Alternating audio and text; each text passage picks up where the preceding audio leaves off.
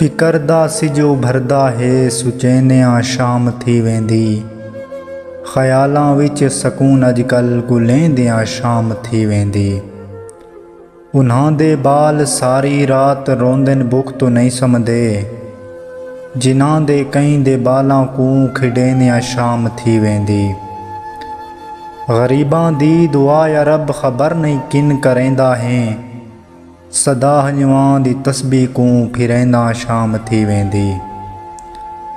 कॾहिं तां दुख भी टल वेसन कॾहिं तां सुख दे सावल सन। पुला खाली ख़यालां दे पकैंदियां शाम थी वेंदी।